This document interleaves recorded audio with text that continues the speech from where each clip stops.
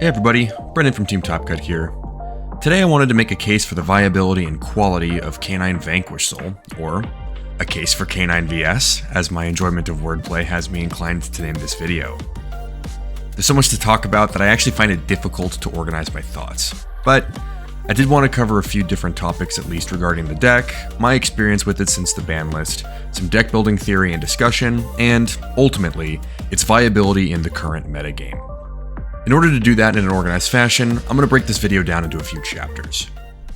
So, let's start with Chapter 1, a retrospective.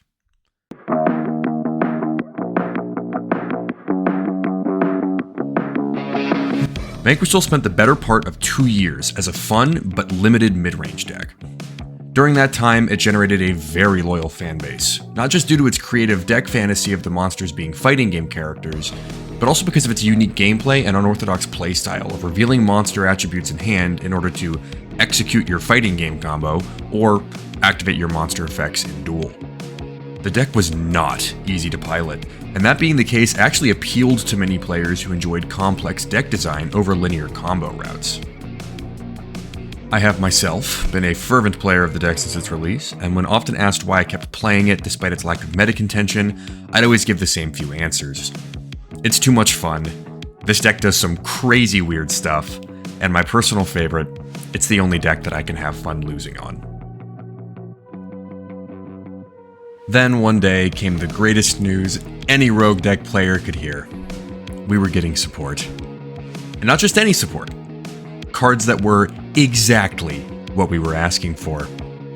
We wanted Mad Love to become a starter, and they gave us Start. We wanted to be able to link off Rocka the Vanquisher, and they gave us Rocks. We wanted another name that we could summon for free when we only draw high-level VS names in hand, and they gave us Holly Sue. Not only were they cards that we were asking for, but they were better than even the custom card creator fans of this deck could have imagined was possible. With this support, the deck reached a new ceiling.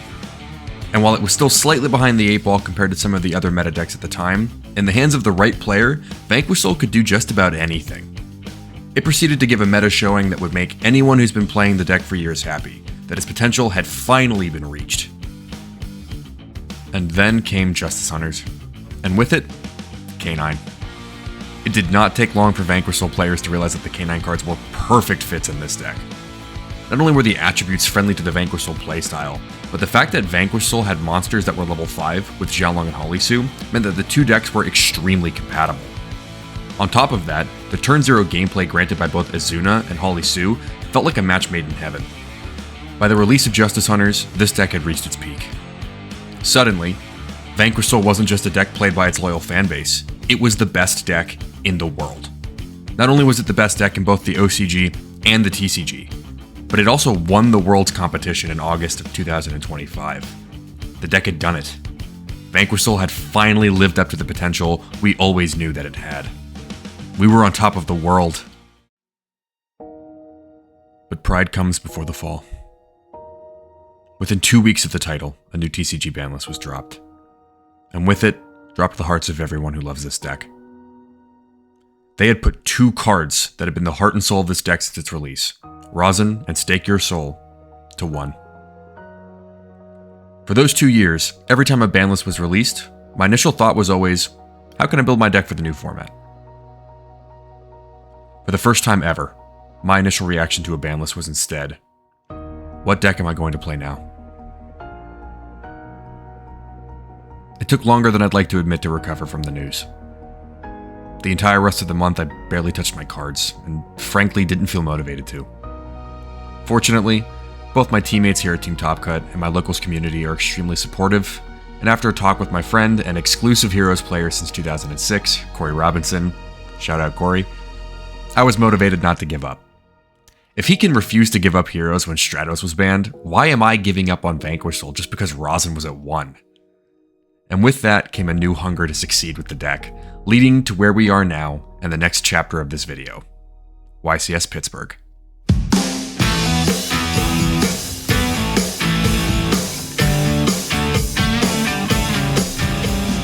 I'll be honest when I say I came into this tournament a little underprepared. I knew my deck well, and I had a good general sense of the format and the decks I could expect to play against. but I was definitely lacking in the playtesting department. Additionally, my list was not finalized until about 18 minutes before the deadline to submit it.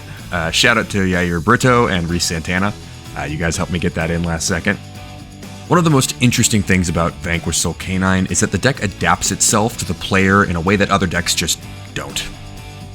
The variety of tech cards, play sequencing, non-engine, and deck lists is astounding and difficult to explain. If you play the deck, you understand what I mean. If you don't, I recommend it. Here is the list that I settled on for the event. One of the first things that will catch your eye is the deck count. Why are we playing 42 in a deck where consistency is the main issue? Well, I wish I had some sort of profound insight or mathematical equation that could answer this question for you. Truthfully, it's just that after the ban list, I needed to change the deck for locals, and I couldn't decide what to take out, so I played 42 and opened near flawlessly all night. For some reason, at 42 cards, I just stopped opening my bricks while still opening cards that I wanted, and that seemed to fix a lot of my problems with the deck. Long story short, 42 just feels good, and I would continue to play 42 until that changes. This, fortunately, remained true at YCS Pittsburgh itself, where I only bricked twice across 14 rounds of Yu-Gi-Oh!, and I won one of those 2 games. Let's move on to the deck itself as we discuss the main, side, and extra. The main deck was nearly perfect. Every card played at every ratio felt good and relevant without contention, with the only change that I'm currently considering being the replacement of Pot of Prosperity. I chose to play this card over a third copy of a Case for K9 simply because about 60% of the time it'll functionally be a copy of Case, and if not, then it's typically just trading 6 cards in my extra deck for a hand trap or a Vanquish Soul name. While in theory all of this sounds nice, this was the only card in the main deck that never felt good the entire event. Every time I resolved it, I often found myself missing the cards that I banished on turn 3, or unable to OTK my opponent because of its going second downside of having the amount of damage we deal to the opponent that turn. If the appeal of the deck is versatility and the vast range of what it can do, the increase in consistency might not be worth the restriction of that range that we lose by banishing 6 cards from our extra deck. Dimension Shifter and There Can Be Only One were both additions I made the weekend before YCS Pittsburgh when I attended the Kissimmee Regional and got 12th place. Those spots were originally the Nibiru that you see in the side deck, but ultimately the decision was made to change them due to the cards functioning as both floodgates and board breakers against some of the better decks in the format. Call by the Grave didn't come up often, but where it did, it overperformed. The fact that it is able to be used both offensively and defensively gives the card an upside that makes it an easy inclusion in any list I build for this as long as Yummy, Dracotail, and Mitsurugi remain in the format. The Rescue Ace package also felt particularly helpful, as normal summoning the Impulse actually won me one of my Lunalight games, and I frequently would get double turn value out of my Fire attacker thanks to a Mad Love Bounce or Cupsy Yummy Way or Mitsurugi card adding on my turn. The Case for K9 seems reasonably fine at 2. I was never missing it, and playing cards at 2 is typically my solution for when I want to see a card, but I do not want to see multiple copies. At least in the event of some of the monsters we don't want duplicates of, they can serve as attributes in hand. Case is a card that I want to resolve once in a turn, and search an extra of to use as a free card that we can shuffle back in the event of making a Saryuja or a Durandal.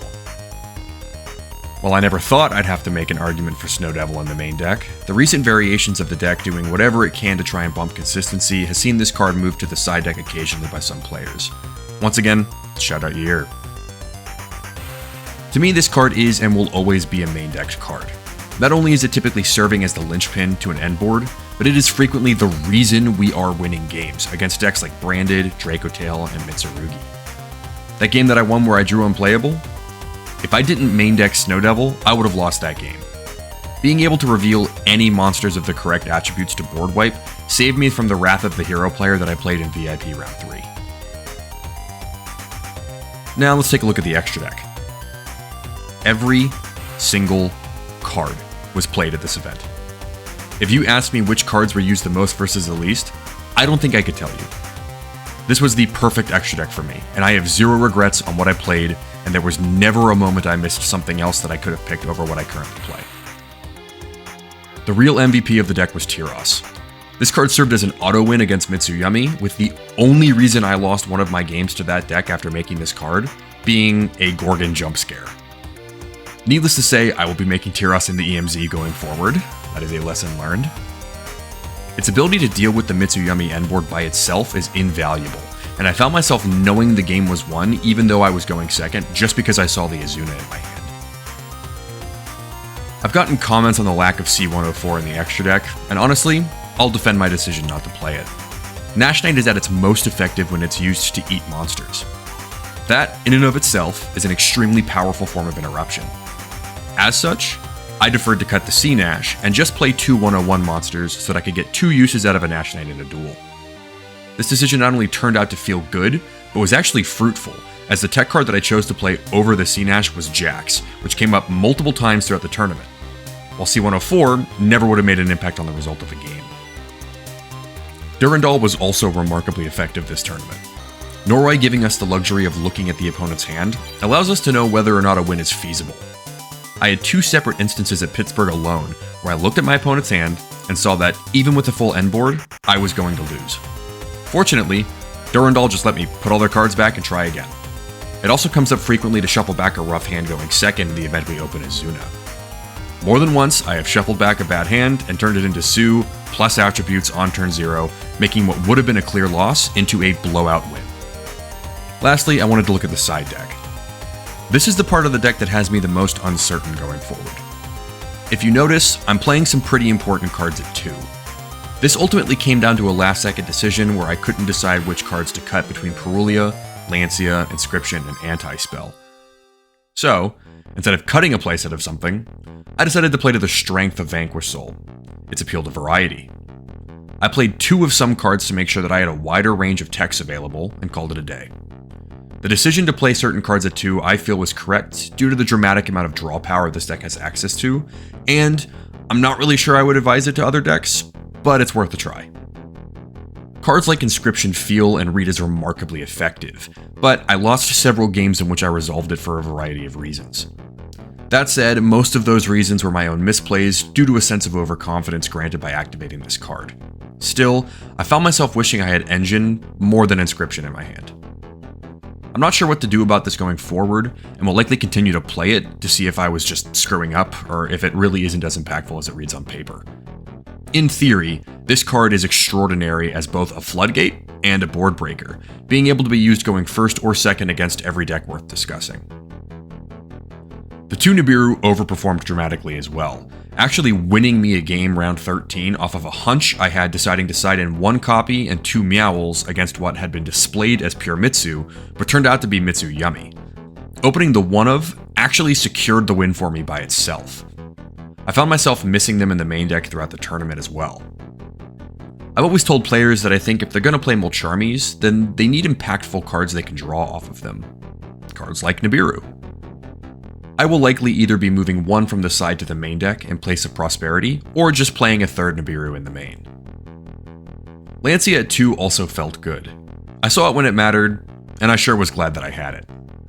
I had multiple matchups into both Malice and Lunalight, and I even had 1 matchup into Orchist, where Lancia was a big help, and actually helped to secure both of my wins against my Malice opponents. I have mixed feelings about Anti-Spell. On one hand, the card is clearly very effective and absolutely hoses some matchups. On the other, I had multiple instances of it biting me in the grind game, frequently restricting my own gameplay in an attempt to get back into the match. I don't know if this card can be afforded to be cut, but I'm leaning towards something like Eradicator Epidemic Virus instead, just due to the fact that we play accessible darks that meet the criteria. It's as easy as leaving a Jax, Borger, or a Bestial if you play those on the field before we ruin someone's day in their draw phase.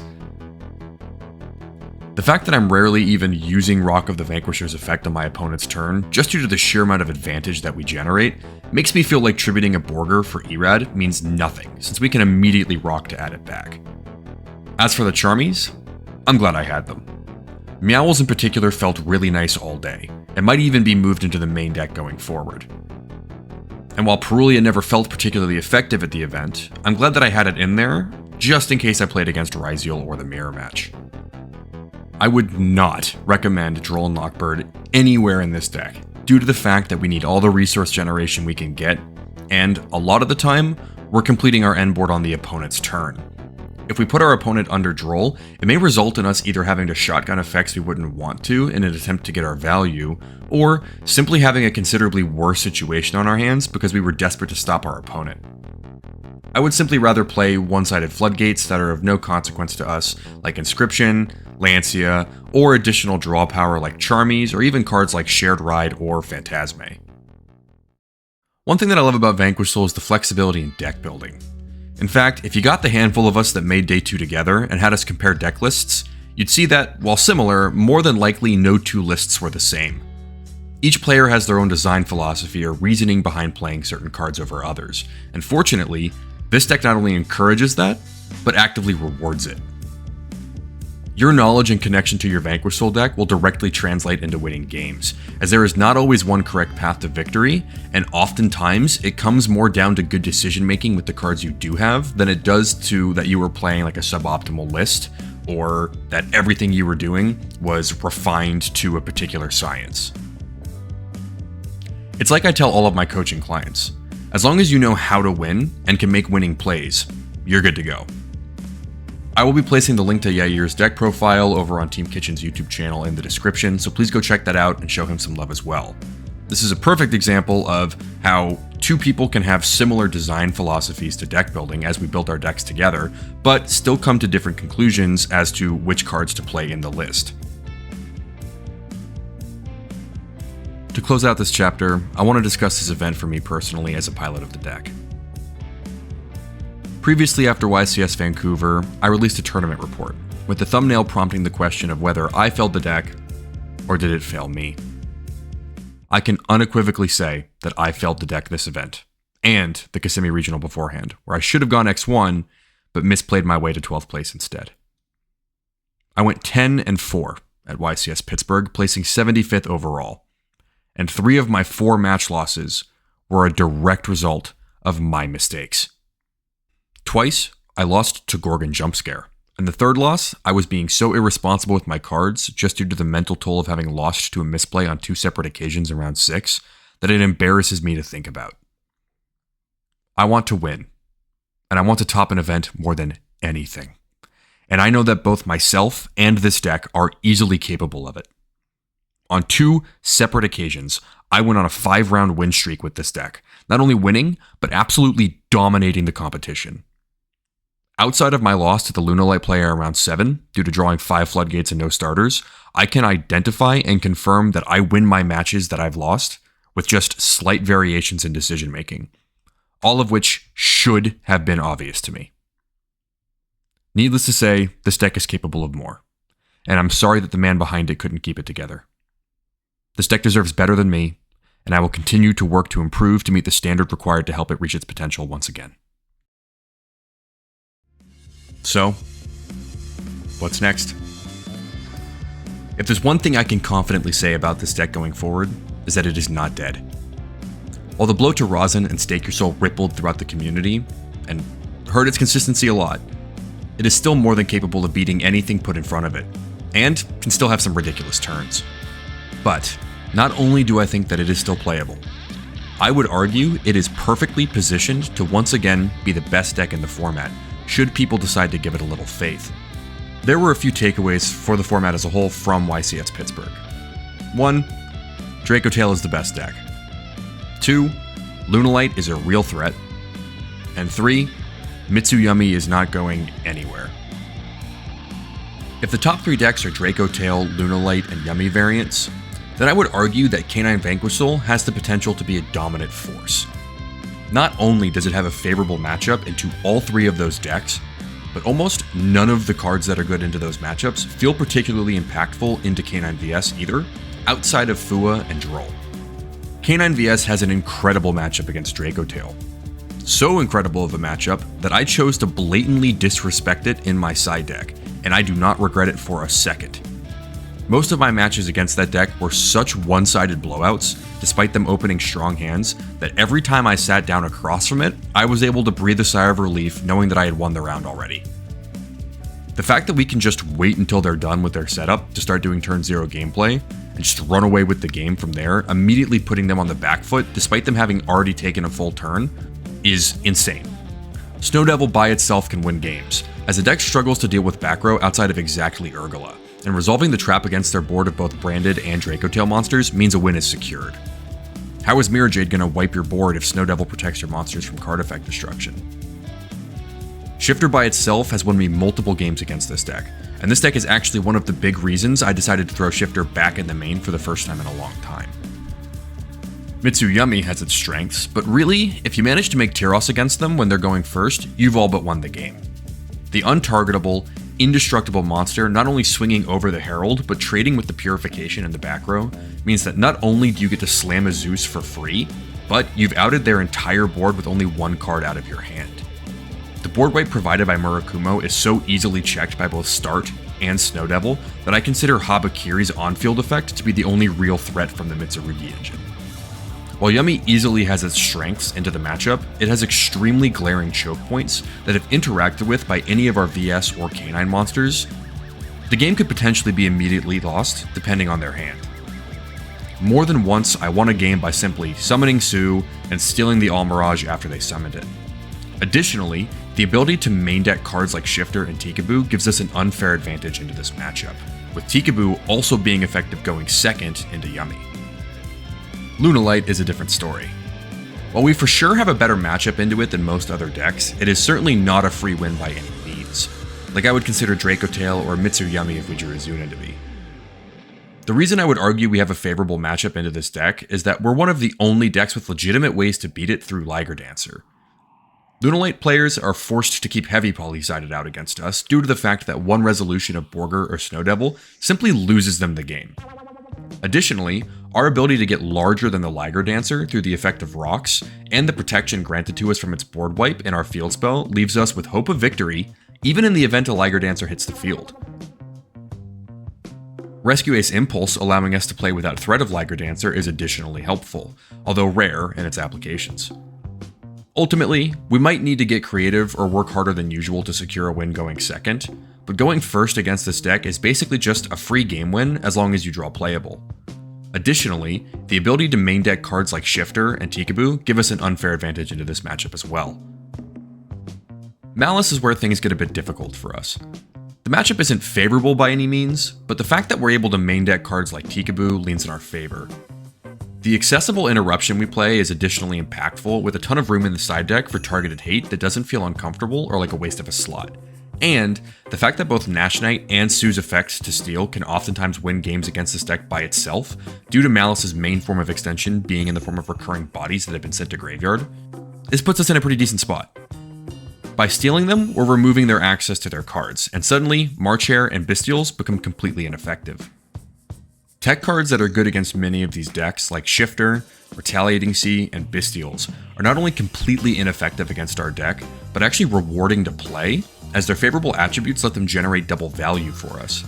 Additional silver bullets, such as Inscription, There Can Be Only One, Lancia, Meowls, and Nibiru, also feel completely inconsequential, with 4 of the 5 doing nothing to us, and the 5th being avoided by simply making Ripper.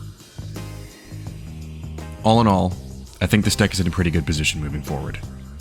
Not only because of the strength of matchup into the current meta decks, but also because of its lack of representation, helping it fly just a little bit under the radar in regards to tournament prep. Hopefully, through this video, I've made my case well. My case for K9 VS.